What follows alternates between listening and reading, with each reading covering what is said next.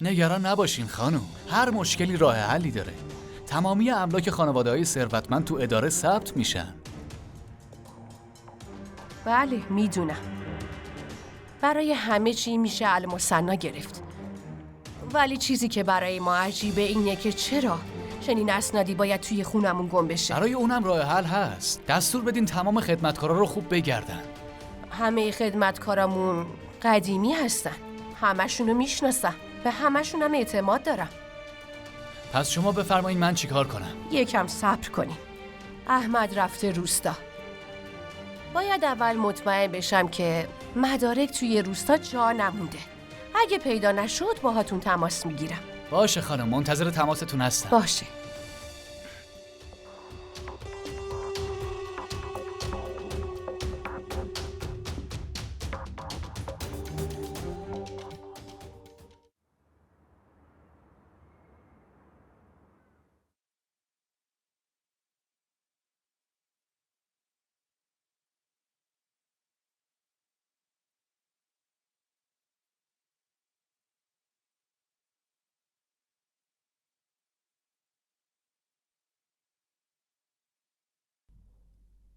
به بلال میگین بیاد پیشم؟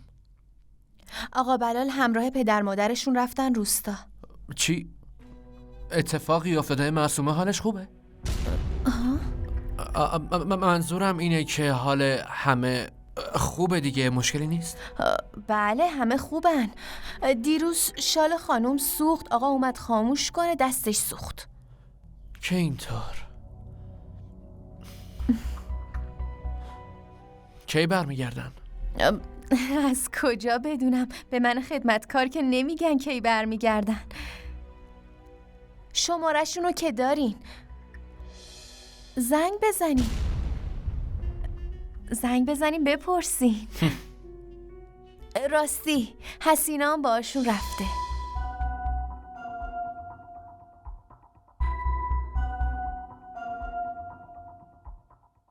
نفهمیدم آقا معلم چرا یهو انقدر نگران شد.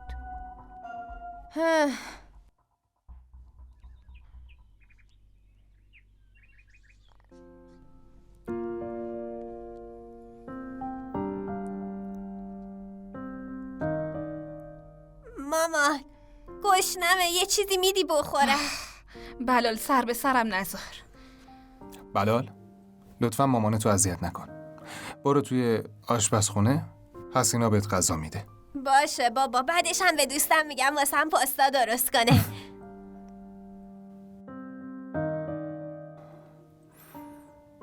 معصومه همه چی مرتبه؟ آره تو نگران نباش. پس چرا اینقدر پکری؟ چی شده؟ فقط یکم خستم همین. تو استراحت کن، میگم یه چیزی برات بیارن. ساجده. بله آقا. برو به حسینا بگو آب میوه و یه دونه ساندویچ برای خانم درست کنه، بعدش بیار اینجا. بله ولی آخه بابا بله؟ دوستم خونه نیست. رفتم دنبالش گشتم ولی نبود. حالا کی میخواد واسه من پاستا درست کنه؟ آقا حسینا به محض اینکه رسیدین رفت تو اتاقش. ایرادی نداره. بلال تو با ساجده برو، بهت غذا میده. چشم. واسه خانمم آب میوه و ساندویچ بیار. بریم.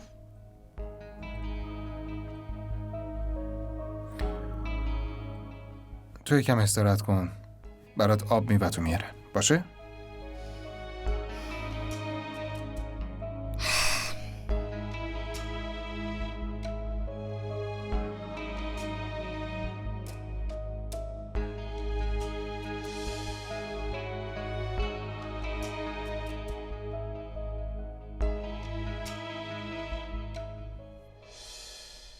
مامان مراد کجاست؟ حسینا تو کی اومدی؟ اصلا خانم چطوری گذاشت تو بیای؟ مراد کجاست؟ لابد یه جا داره آبروی خودش رو میبره. ببینم مراد قفل چمدون شکست؟ میدونی چیه؟ اگه به موقع نرسیده بودم الان قفل چمدونتو شکسته بود. آی خدایا ممنونتم. تو بشین من الان میام مامان. ها؟ چی رو داره قایم میکنه؟ چیه که اینقدر نگرانشی؟ ولش کن بابا، من میرم نهار بپزم. بیا خلوچل اینم انداخته این وسط.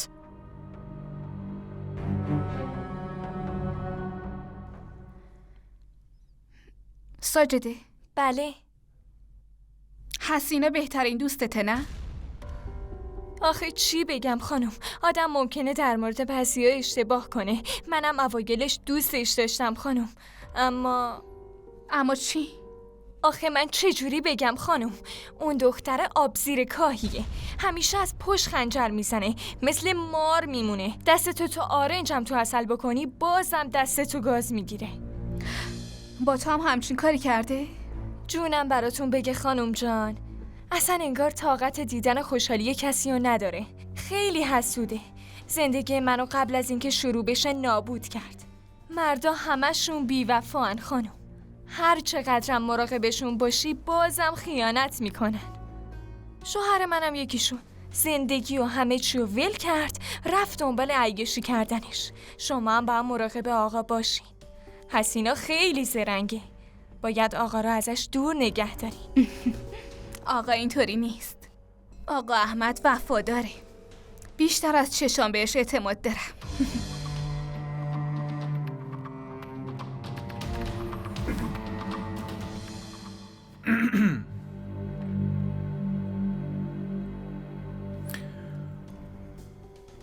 مامان به هم زنگ زد. گفتش که باید برای حسینا پول بفرستیم.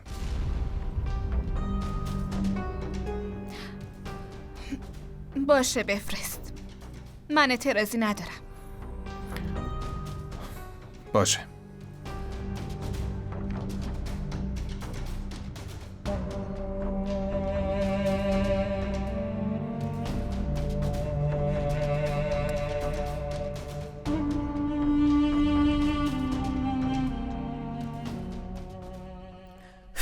من مریضی تو رو بهونه کردم بیام اینجا. اگه یکی ببینه سالم و سر حال اینجا نشستی واسم درد سر میشه مامان. به من مربوط نیست که تو چیا گفتی. اصلا چه فرقی به حال من داره؟ ای خدا، من از دست اینا چی کار کنم؟ پاشو برو ببین کی پشت دره. مگه من کلفتتم؟ خودت برو ببین. مامان دیدی بهت گفتم؟ سرکله دخترت واسه همون چمدونه پیدا شده. مراد اینجا ببینم تو اون چمدون چیه ها؟ مراد ول کن دختره رو، مگه دیوونه شدی تو؟ چی هست ما قایم میکنی ها؟ بهت میگم ولش کن. حرف آدم تو نمیفهمه. دخالت نکن، من اینو ولش نمیکنم. ولش کن دیگه. وایسا.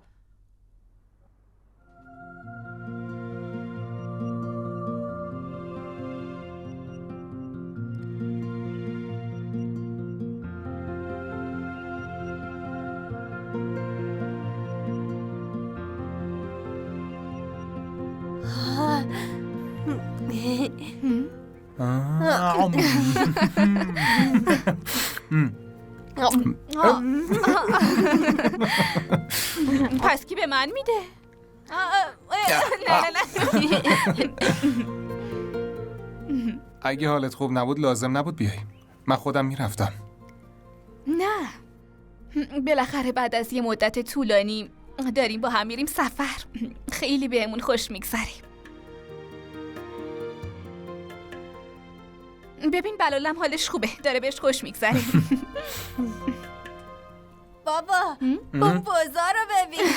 اوه آره؟ ماشین رو نگه میداری. نه پسرم، یکم دیرمون شده، دیگه داریم میرسیم. تو نگران نباش، من خودم مراقبشم. اگه تو هم میخوای که منم میام. ماشین رو نگهدار.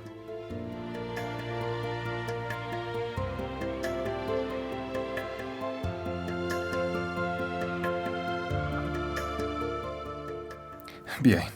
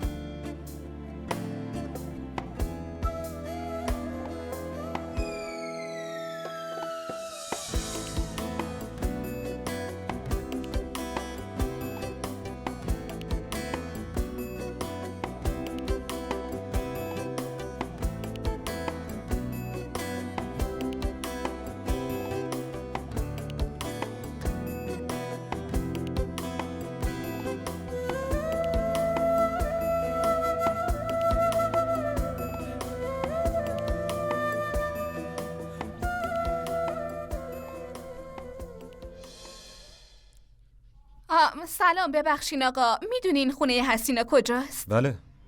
بیاین نشونتون بدم. از این طرف لطفاً. خونه‌شون از این طرفه. باشه. بفرمایید. بیاین اون خونه روبرویی. خونه حسینا اونجاست. اون پسرم که اونجا میبینید برادر جانی و آدم کششه.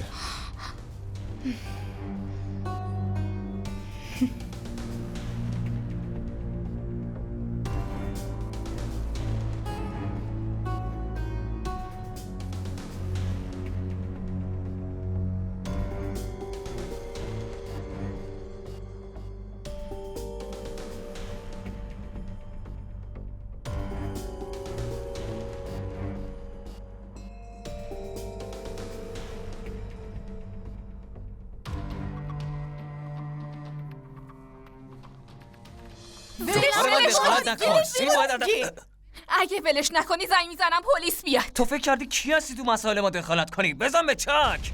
یه لحظه صبر کن. الو. بگیرنت بیچاره ای بدبخت. بده من دینم. ولم کن، برو کنار.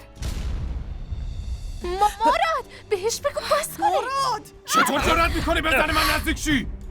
خوبی؟ احمد خوبی؟ چیزی نشد. الو. کار احمقانه‌ای نکن. چطور جرأت میکنی تو کار ما دخالت کنی؟ دست رو زن من بلند کردی میخوای من دخالت نکنم؟ اصلا تو کی هستی؟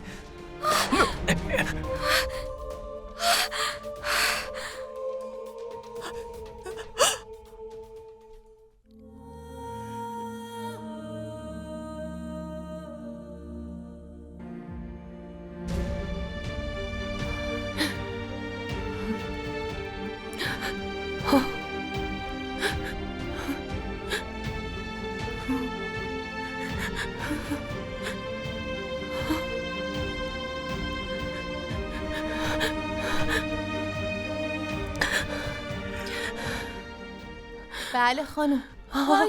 چی شده خانم؟ گوشتی رو بهم بده.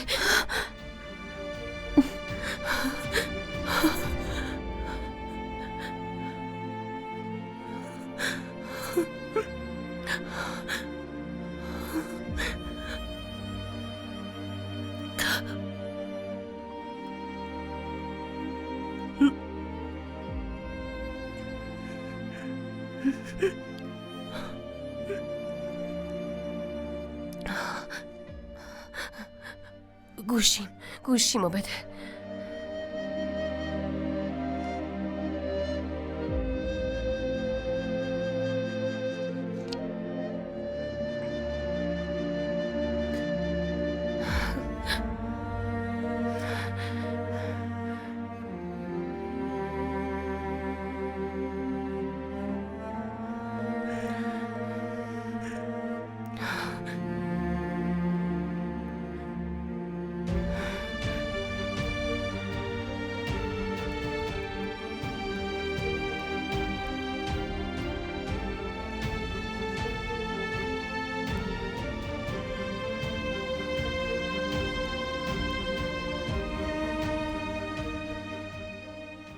خدای بزرگ، احمد و معصومه تلفنشون رو جواب نمیدن.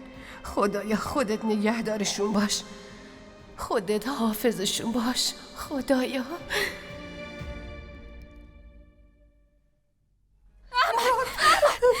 تکون نخور. سر جاد بمون. تا کی میخواستی فرار کنی ابله؟ فکر کردی به این راحتی از دست قانون فرار میکنی؟ آره ببرینش.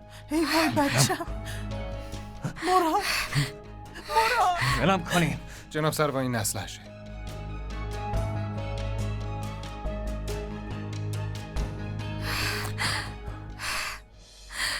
حالت خوبه؟ خوبی؟ آره من خوبم. تو دار و ندار منی. چرا خودتو انداختی جلوی من؟ تو همه زندگی منی. اگه اتفاقی برات میافتاد، اگه بلای سر تو میومد من میمردم. خدا رو شکر تموم شد. خیر خدا رو شکر خطر رفت شد. بیا بریم.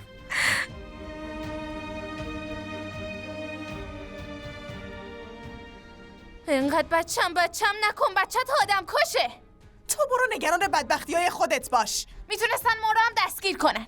نگران بدبختیات باش. بچه‌مو حالا چی کار کنم؟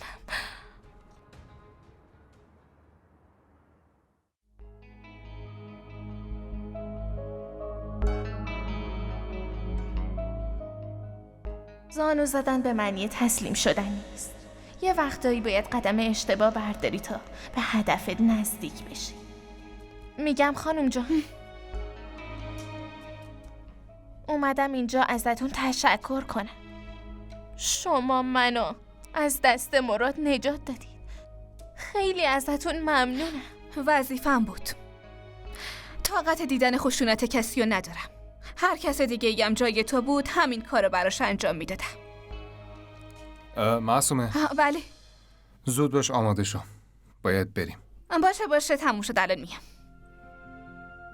بلال، تو با خودت چی کار کردی پسرم؟ پیش باغبون بودم، داشت یه درخت میکاش. منم رفتم پیشش، گفتم بذار کمک کنم، ولی اون نذاش کمکش کنم. بابا تو که همیشه میگی کمک کردن کار خوبیه. معصومه 5 دقیقه حاضر شو، باید بریم. مامان 3 بار زنگ زده، نگرانمون شده. باشه الان آماده میشم. حسینا بلالو ببر لباسش عوض کن، زود باش. بیا بریم.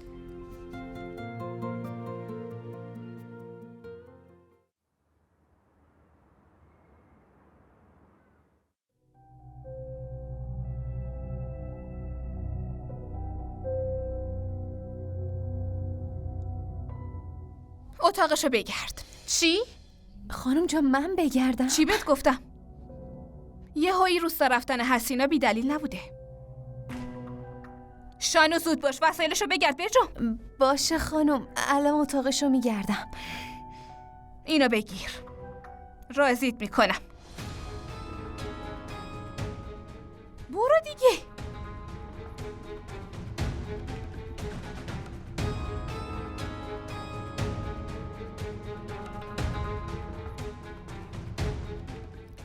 خانم چیزی اینجا نیست. خیلی خوب، اون ورو بگرد. خانم اونجا رو چرا؟ یعنی خب بگردین اونجا رو.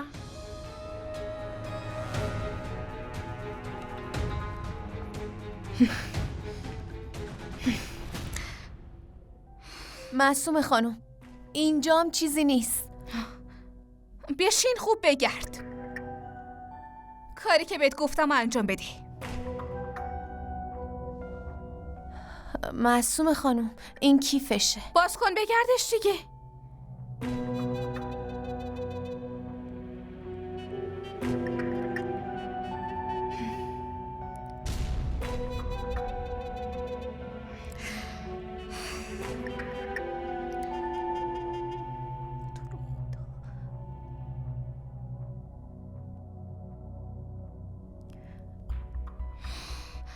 معصومه خانم اینجا هم گشتم، چیزی نیست. کیفش خالیه.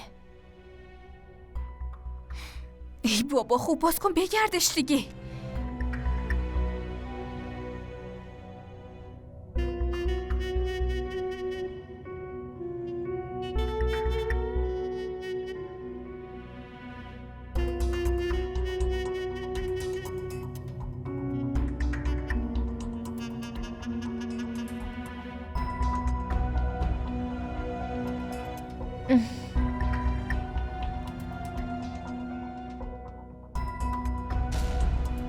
خانم دراوه رو ندیدین؟ چرا اونجا رو گشتم؟ پایینش رو خوب ندیدین؟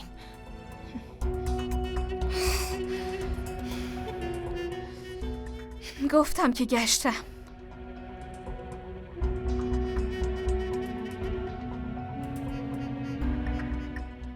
هرچی بخواین میتونید بگردید. من هیچی تو وسایلم قایم نکردم. هر اتفاق بدی تو این خونه میفته یه سرش به تو میرسه. من به این قضیه شکی ندارم. سعی نکن منو گول بزنی. تا کی میخوای پنهان کاری کنی؟ روزی که مدارکو پیدا کنم تحقیر میشی و از این خونه میندازیمت بیرون.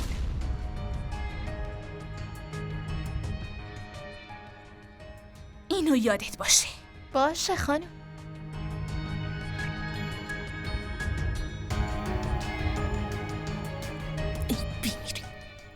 دیدی؟ میدونستم. خودم مدارکو دیدم ولی بازم لطف ندادم. یادت باشه.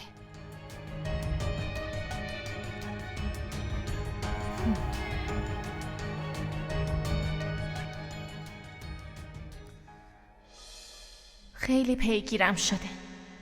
باید یه فکر اساسی بکنم. همه رو به هم ریختم.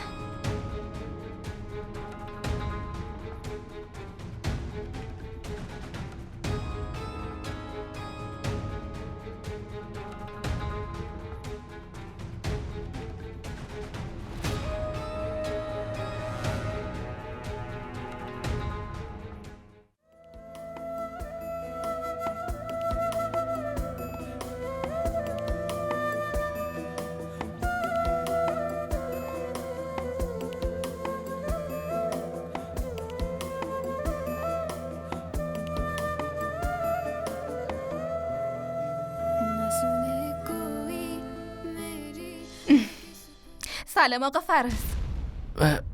معصومه سلام، اومدی؟ تو بدون اینکه به من چیزی بگی یهو رفتی روستا. باید بهم میگفتی. چرا باید به تو میگفتم؟ احمد همراه هم بود، برای همین نگران نبودم.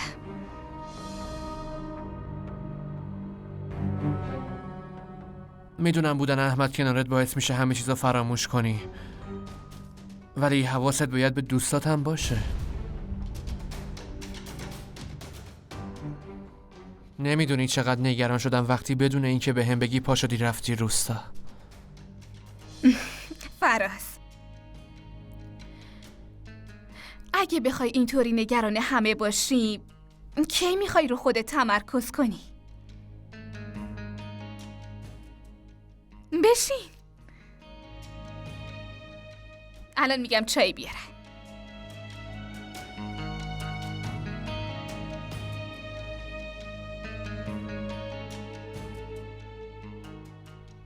خواهر دارم بهت راستشو میگم. باورت بشه یا نه، یه چیزی بین آقا معلم و معصومه خانوم هست. تو واقعا مغزت کوچیکه، خیلی ازش کار نکش. خودت ببینی میفهمی چی میگم. میدونی حسینا، وقتی به هم نگاه میکنن انگار چشاشون برق میزنه. اصلا یه چیزی طوری که عاشقا تو چشای هم نگاه میکننه. این مزخرفا چیه که میگی؟ اونم در مورد عروس من. و تو به جای اینکه بزنی تو دهنش وایسادی و به حرفاش گوش میدی؟ مدیریت این شکلیه؟ خانم جان، آخه تقصیر من این وسط چیه؟ هی بهش میگم از این حرفا نزن و گوش نمیکنه. خانم به خدا این مغز من پوکه، هیچی توش نیست. هرچی به زبونم میاد میگم، دست خودم نیست. خانم تو رو خدا ببخشید، دیگه تکرار نمیشه، قول میدم. اشتباه کردم خانم، تو رو خدا ببخشید. اشتباه کردن یه چیزه، تهمت به این بزرگی زدن به عروس من یه چیز. هیچ وقت نمیتونم همچین اشتباه بزرگی رو ببخشم. حسینا، وسایلشو جمع کن، زود بفرستش بره. خانم تو رو خدا اشتباه کردم. خانم اشتباه کردم، به پاتون میافتم، خواهش میکنم خانم من اشتباه کردم، دیگه تکرار نمیشه. بلند شو. این یه بار رو میبخشمت، ولی اگه یه دفعه دیگه ببینم هر کدوم از شما داره پشت سر عروس من حرف میزنه یا پشت سر کسی توی این خونه غیبت میکنه، همون لحظه اخراج میشه.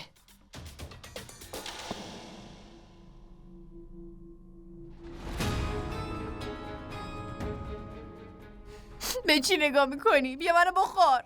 یه روزی این کارو میکنم. دختری احمق، بیا کارتو بکن ببینم. ابله خنگ خدا.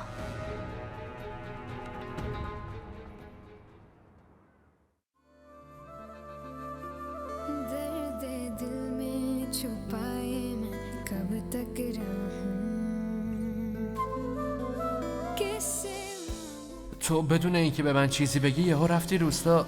باید بهم میگفتی. چرا باید به تو میگفتم؟ احمد همراه هم بود، برای همین نگران نبودم. نمیدونی چقدر نگران شدم وقتی بدون اینکه بهم بگی پا شدی رفتی روستا. اگه بخوای اینطوری نگران همه باشی، کی میخوای رو خودت تمرکز کنی؟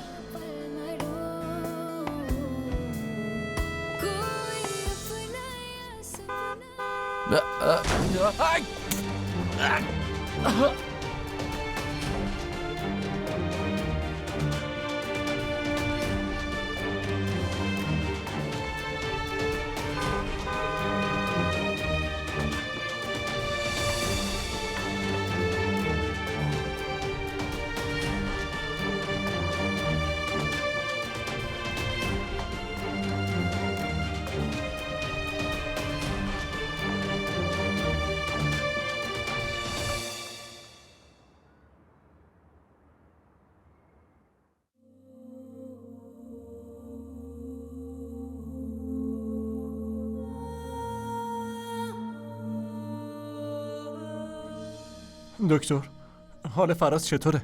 باید جراحیش کنیم. استخونش شکسته. طبق تشخیصی که من دادم اگه به موقع جراحی نشه سلامتیش به خطر میفته. دکتر ازتون خواهش میکنم عملش کنین. من هزینه‌شو پرداخت میکنم. برای جراحی باید 50,000 روپیه به صندوق پرداخت بشه. ما درمان بیمار رو شروع میکنیم. بعد از اینکه جراحی تموم شد مابقی مبلغ رو هم به صندوق پرداخت کنید.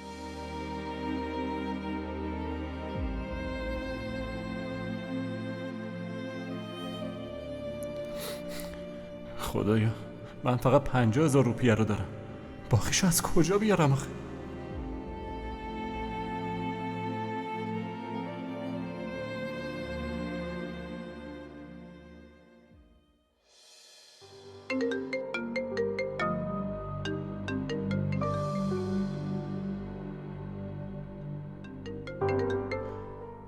الو؟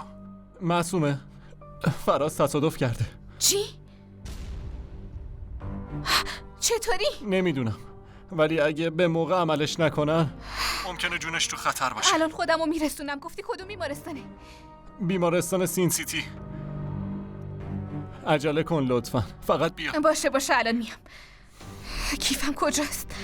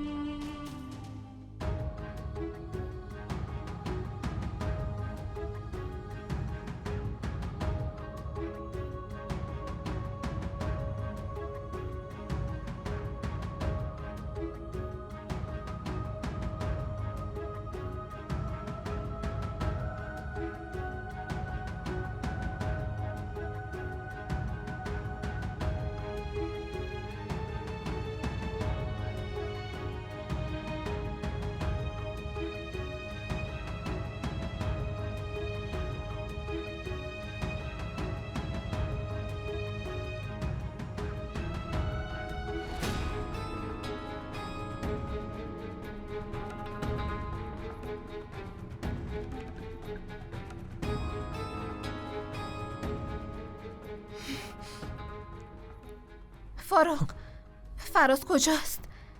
حالش اصلا خوب نیست. تصادف خیلی بدی کرده. اگه جراحی نشه اون وقت چی؟ چرا نشه؟ آخه من پولشو ندارم، وگرنه بهت زنگ نمیزدم. چقدر لازم داری؟ 2 لاک.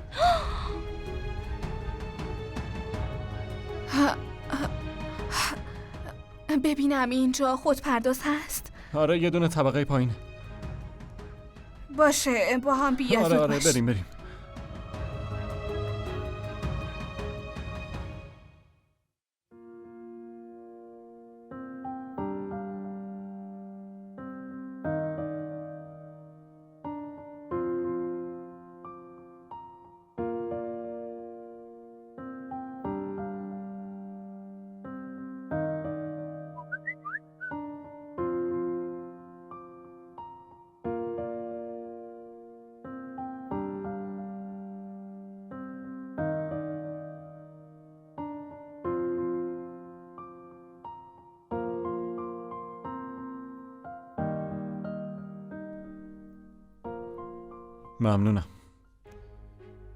ممنونم که هزینه‌شو پرداخت کردی.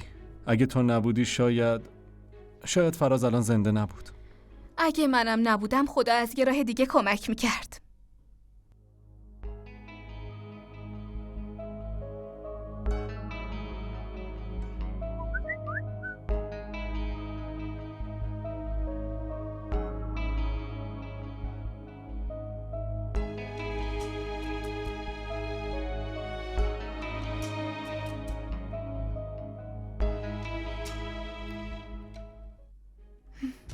ببینم کی اونو خبر کرده. خودش به گوشی فراز زنگ زد. سراغشو گرفت، بهش گفتم بیمارستانه. سلام علیکم. حالا آقا معلم چطوره؟ حالا که اومدی خودت برو ببینش. رابطه بین شما خیلی بیشتر از این حرفا بوده. ببخشید خانم، به نظر من رابطه خودتون با فراز بیشتر از یه دوستیه. شما که قبل از من رسیدید. مراقب زبونت باش. خدافظ. خدافظ. فاروق، حداقل بگو حالش چطوره؟